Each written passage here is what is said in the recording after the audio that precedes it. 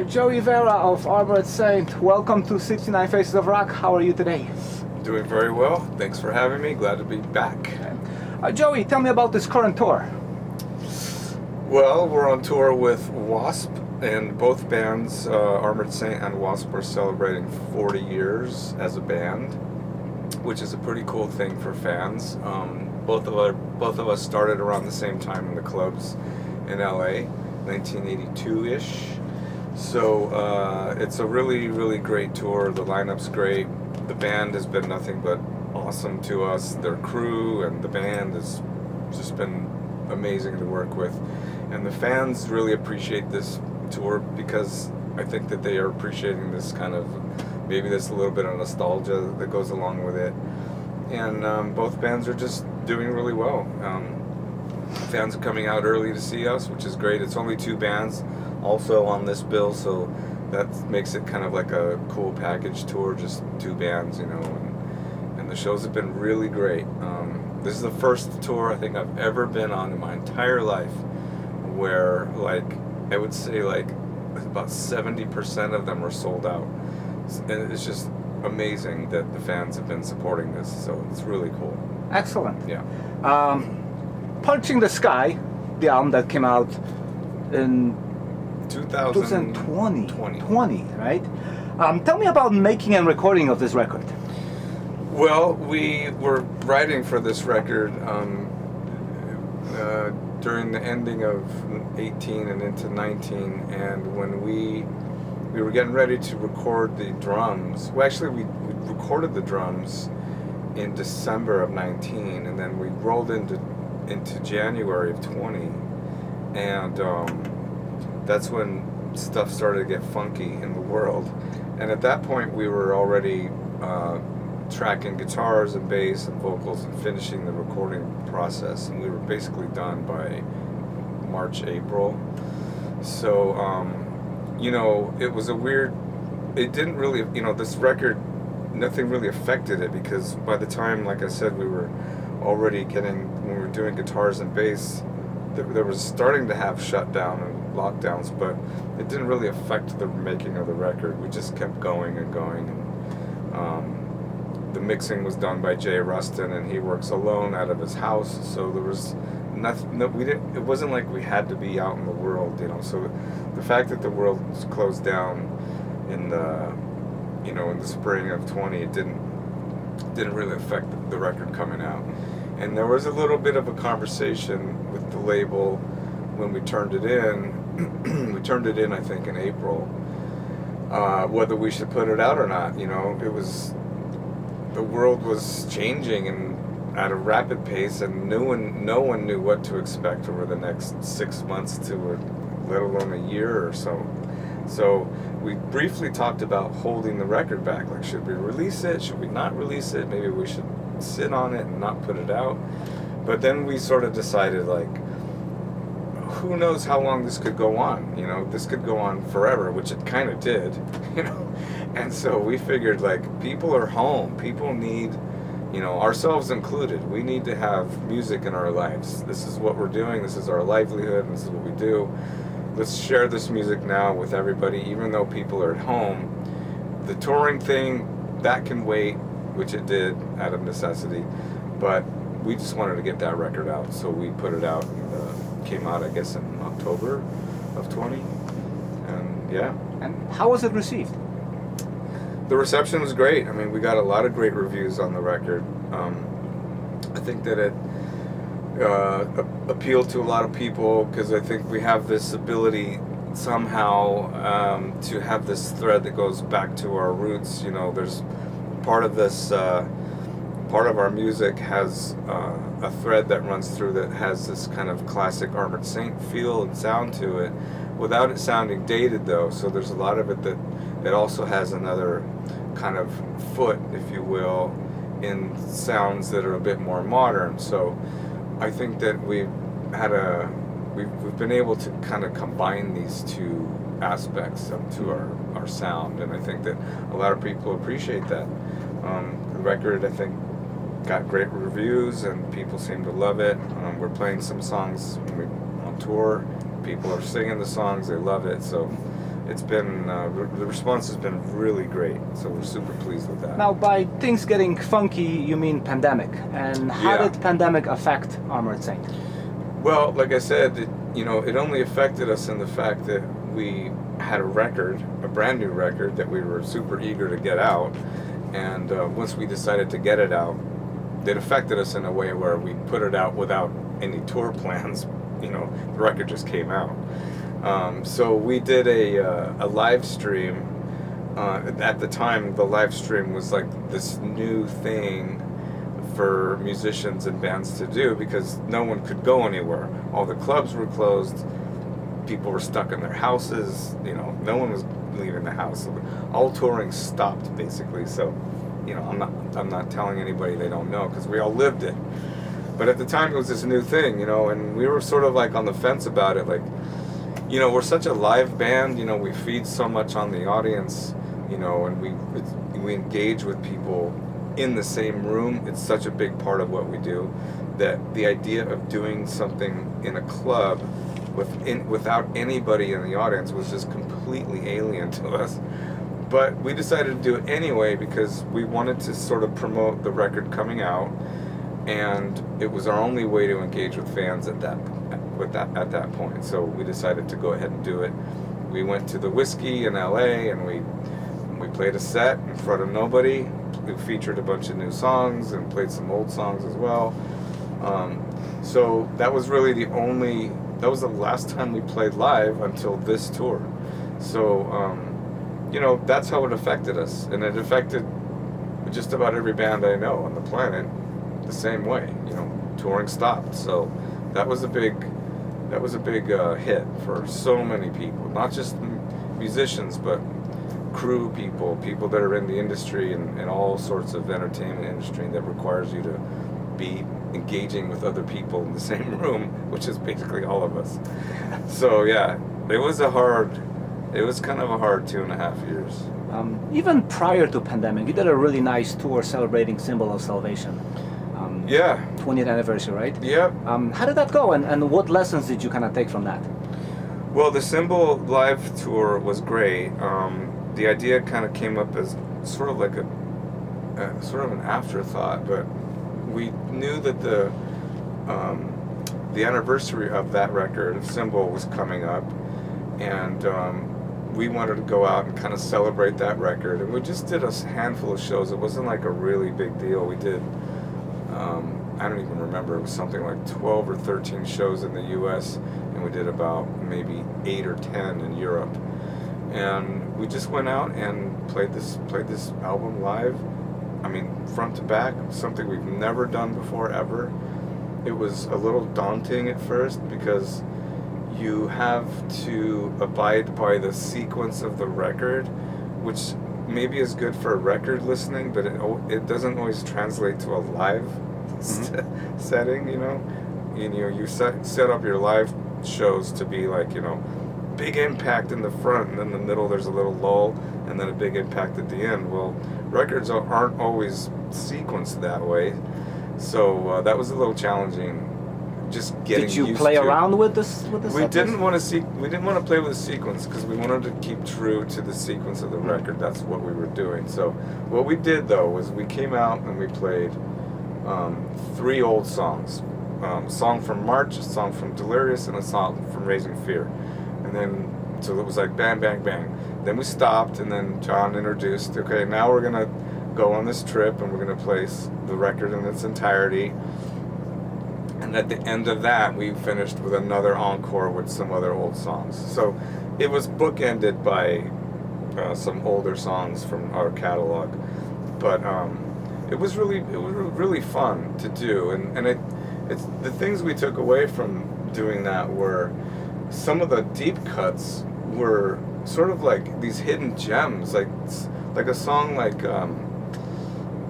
Burning Question, for instance, was like, we've never played that song live, and for some reason it just wasn't one of those songs that we ever like, hey, yeah, let's put that in the set. It was just such a deep, weird cut. But when we played it live, so many people were singing along to it. It was like, oh my God, this song like has a life of its own. It was so bizarre. So that kind of gave us like a shot in the arm about like, you know, looking at your deep cuts and, you know, maybe trying to bring them into your set, or, you know, why did that song, why do so many people like that song? And we had no idea that it was basically a popular song, you know. Well, it was kind of odd. Like, I was thinking about the show you did back in 1991 or 92 at Chances Are, promoting Symbol of Selection when it came out, and then the show you did at Reggie's. And Right. even look at the crowd. Yeah. You know, Yeah. do you think people caught up to this record over the 20 years? Yeah, I think so. I think this record, you know, has had a really long lifespan, and I think there's a reason for it. I mean, I don't want to get too philosophical about the record, but I think it represents this sort of tipping point for us as writers, and I think that since that point we've sort of set ourselves on our own path in a way. Maybe I'm patting myself too hard on the back here, but we have sort of ended up we're on our own island, let's say. I don't think that we really, you know, we're not part of like any scene necessarily. You know, our music is sort of, I don't know, idiosyncratic in a certain way, and Symbol is when it really tipped and just we went on that journey, and it led us to where we are here today. So I think that Symbol, for that reason, resonated with a lot of people, even at the time when it came out in 91, 92. And so I think it struck a chord at that moment. And since then, it sort of has this, I don't know, this sort of status, you know, this sort of status as being like, oh, if you check out any record from Armored Saint, start with this one, and then you can work backward and work forward. I think that a lot of people, fans included, would say that. And have said that. Which was odd, because it came out at the probably wrongest time possible. It came out at the most worst time ever. It was the death of metal, death of hair metal, I should say, which at the time was super dominant. And then and it was the birth of grunge at the same time. So we were just sort of like floundering, like, oh my God, who are we? You know, we lost our identity. We're just imploding inside the band, and it was terrible. And you know, and then things happened, as people know. But the shows were good. The shows were great, and we loved our record, and the record got great reviews. It's ironic because it was a critic's darling. You know, it got great reviews. People loved the record, and you know, stylistically and musically, and we got a lot of video airplay on MTV Headbangers Ball. Yeah. A lot of things were going right for it, but it was just sort of like this. There was such a shift happening in the landscape, in the music scene and the genres, that we just got swept up and you know, we went under. Are there any new songs being worked on? We don't really have any new music in the works. I know that some bands, you know, like, I don't know, I heard that Cannibal Corpse was working on new material during the pandemic, and you know, bless all those bands that, you know, said, you know, we're gonna hunker down or we're gonna work, you know, but we didn't really do that. We had we had Punch in the Sky, and we, you know, it took us a lot to get that record done, and so once that was finished, we were still in our mindset, was like, we're still in the head of Punch in the Sky. We still are to this day, you know, we're still, in our minds, we're on the Punch in the Sky tour, even though it's 2 years later. But, so we're the type of band that works in this way, where we sort of our focus stays on the most current record. We never have written on the road. We're never one of those bands that was in the back of the bus coming up with riffs for the next record, you know, for the next year or whatever. We've always been like going out, do our business, come home from tour, let the dust settle, then start discussing, you know, okay, when should we start writing? Okay, let's start writing. You know, let's start submitting ideas, and let's start getting demos together, and then we start going down that path. But that's usually the way that we work. And the title Punch in the Sky, what does that mean to you?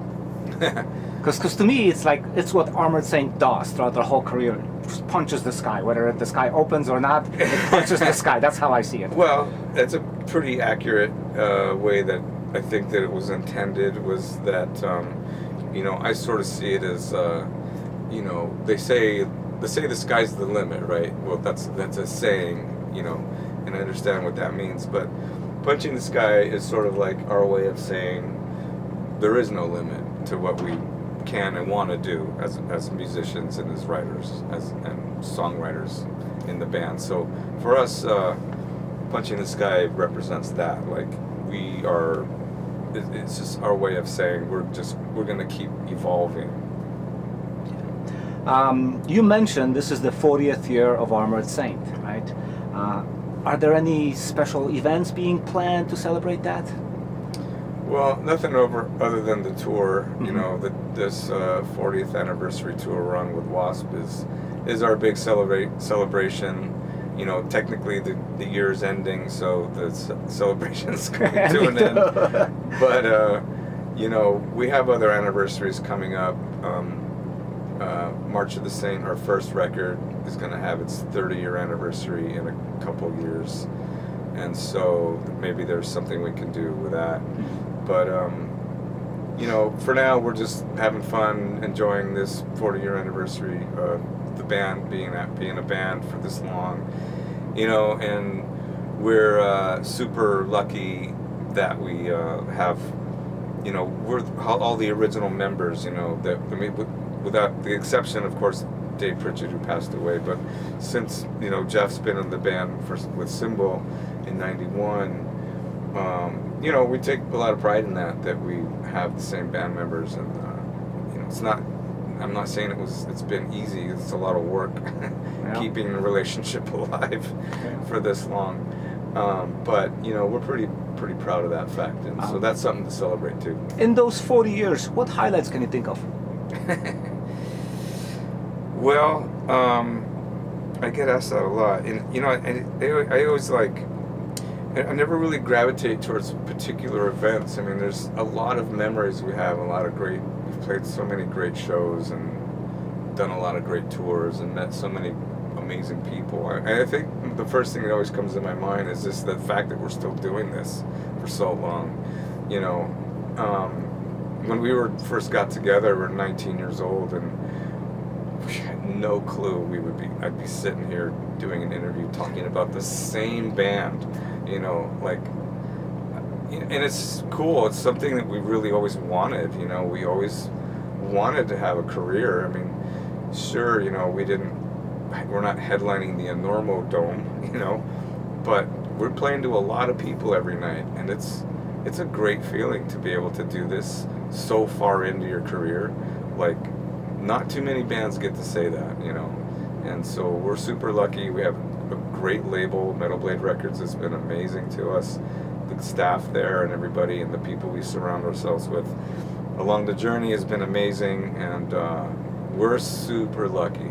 So, I mean, I get asked that a lot, and that's the first thing that always comes to my mind is like the fact that we're still doing this is the best thing that I can think of. In fact, I can probably follow it up with the next question, which is like, things were not always easy for you. There were a lot of things that happened. So what kept you going throughout all those, you know, missteps? Well, you know, as cliche and corny as it sounds, it's the music, you know. Yeah. I mean, the music keeps us together. It keeps us going.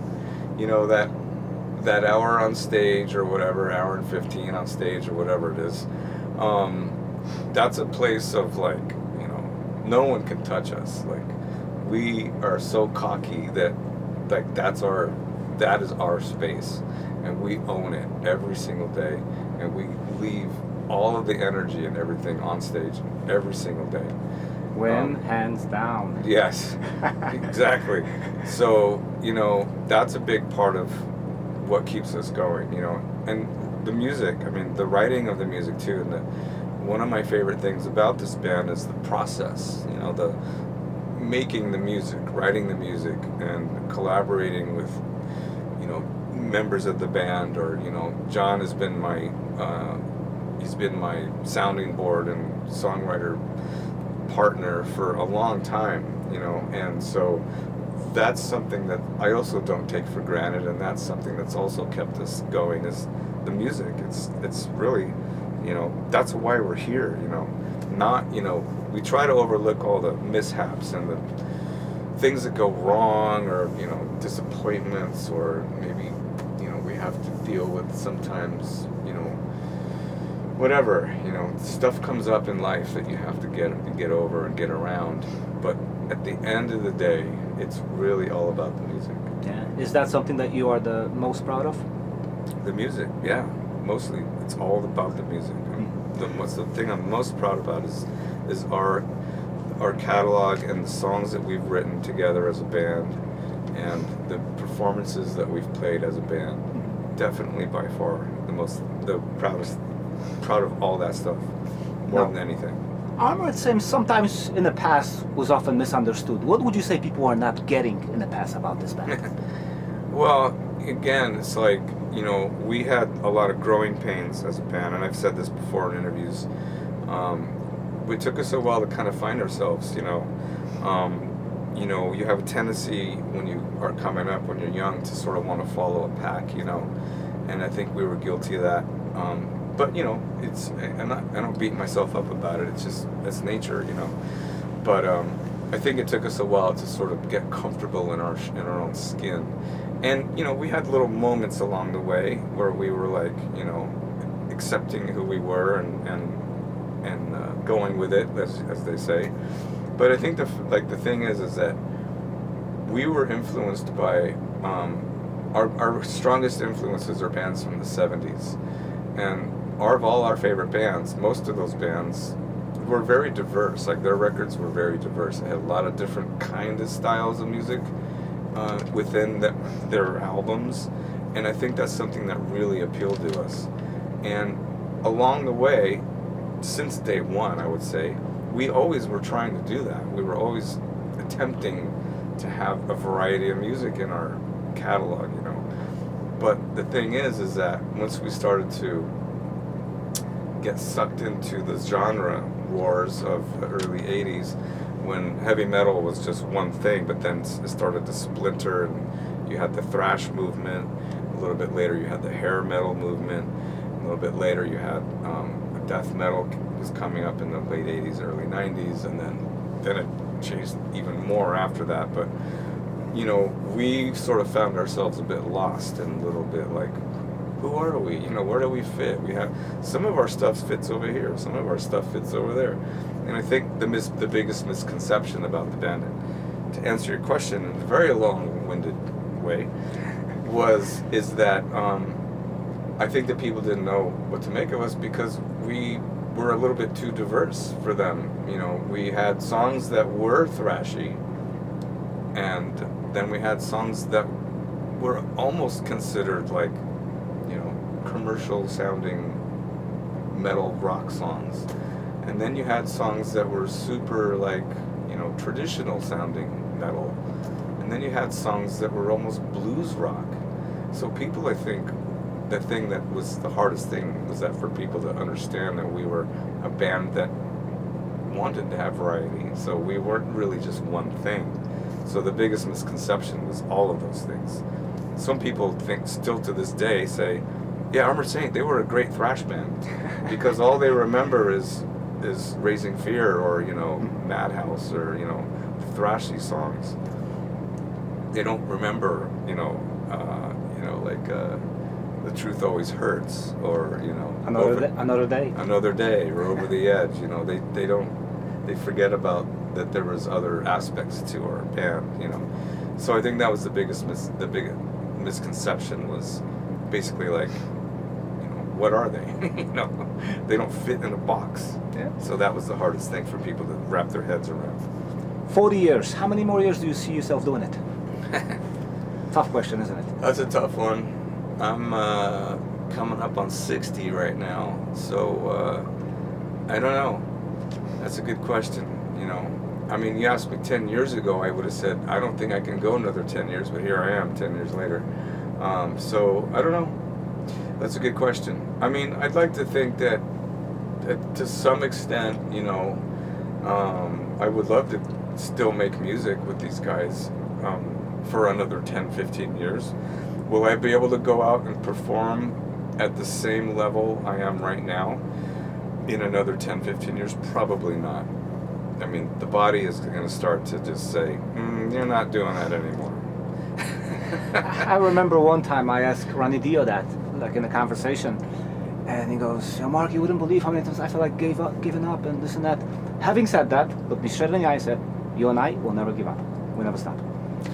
You know, that's the thing. It's a hard thing to answer because, like, you know, I don't really see myself retiring. You know, I don't see myself as someone who could just stop writing and stop performing and stop playing bass. And, you know, I think that I'm in it for the long haul till the end. You know, so I don't think that I'll be able to stop. You know, I get inspired by some people that I've become friends with, such as someone like Doug Pinnick, for instance.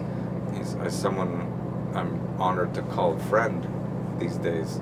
And he is, you know, he's in his early 70s, and he still goes on tour, and he's still got all the energy and he's Doug Pinnick. He's still doing it. He's still amazing. So that gives me hope. Great. Speaking of performing, recently you hooked up with Mercyful Fate. How did they find you, and what can you recall about the experience? Well, I've known them, I would say casually, for many years, and Armored Saint toured with King Diamond in '89, and so I've known King for a while, and would see him on occasion at various different times throughout the years. And my name came up within their camp while they were getting ready to put some dates together to tour in Europe in 2020 in the summer. They had put together some shows. They got offers to do some dates, and they were getting ready to do them. But in 2019. Is that when it was? I'm trying to think when it was. I was on tour with Fate's Warning, and we went through Dallas, and King Diamond came out to the show. Brian Slagle was also there, and he brought him backstage and met everybody and everything. And King pulled me aside, and he told me what was going on with Timmy at the time, that he was battling cancer and was going through some chemotherapy, and they weren't sure. Timmy wasn't sure if he was going to be physically well enough after his treatment to do the dates. So he asked me if I would kind of like be on standby, like if he wasn't well enough to do it, would I do it? And I was like, wow. I mean, I was just floored that he would even. I don't know why my name came up, but apparently I found out later that King and Timmy had tossed around names, and Timmy brought up my name as someone who could do it in his place. This is all under the assumption that he was just going to be weak from his therapy and stuff. So I agreed to do it. I said, yeah, that would be great. And then, about 6 months later, a couple months later, the tour got scrapped because of COVID, so they moved to 21. So then I figured, well, okay, there's more time, right, for things to get better, and I kind of almost didn't forget about it, but I just thought, well, it's not going to happen. But then, unfortunately, Timmy succumbed, and he went downhill, and then he eventually passed away. It was just totally awful. So that's when it became a reality, and King called me back, and he said, hey, told me everything. We talked, and it was a terrible conversation, but he said, we need you. And I said, well, I told you I would be there, so I will be there. So then that's how I got on board, and then we were supposed to do 21, and then, of course, I don't know, more variants came up, and 21 got scrapped until 22, so it didn't happen until 22. So, it's a kind of a weird, bittersweet thing for me, because I would much rather see Timmy up there. He's the original guy, and he's a great player, and he added so much to the music, his playing style and everything. So, but I took it as a challenge, and play in his honor, and I learned all his parts, and I tried to play them as well as I could, as he would have intended, or I thought he would have intended. And I went out and we did it, and I played this last summer, 22, with Mercy, and it was a complete blast. I was like beside myself, like total freaking out, man. Because I was, I was a fan from the early days. I grew up listening to that stuff. When I was 19, I started tape trading with some guys in Europe. I've said this story before, so forgive me if it's redundant. But one of the cassette tapes I got back in 1982 was Nuns Have No Fun. So I have that cassette still at home somewhere. But I played the crap out of that cassette. And so it just like, it was so surreal. Like fast forward, like 40 years later, whatever, 39 years later, and I'm on stage and I look over and there's King Diamond's right next to me singing, and then there's Hank Sherman, and I'm playing these songs, I'm like cursed, I'm playing Cursed, and it's like, what is happening? Like, so unreal. And I'm on stage in like this huge festival in Europe. And so summer was great. I had a blast just being there, and the shows were amazing. I got along famously great with the whole band. Everyone treated me like a brother. The first day I got there, the crew was amazing. So it was a really, really great experience. It was really fun. Really, really good. Excellent. Yeah. Getting back to Armored Saint, finally, what is the most enjoyable thing about being in this band? Well, again, it goes back to the music, and I think the process of making music I'm really gratified by it. I kind of act as the band's producer, and I have loosely since Symbol of Salvation's kind of when I first got my hands in that cookie jar, let's say. So since then, I've just been acting as the band's producer, so oversee a lot of the production and the songwriting as a whole, as a music director in a way. So I think for me, the process of making the music is really, really gratifying. And then once that's done and I let that go out into the world, the next best thing for me is actually performing on stage. I really, really, really love performing on stage with this band, and I have a great time. It's a place, like I said before, no one can touch us, and I feel safe there, and it's like my home. So Thank you. Yep.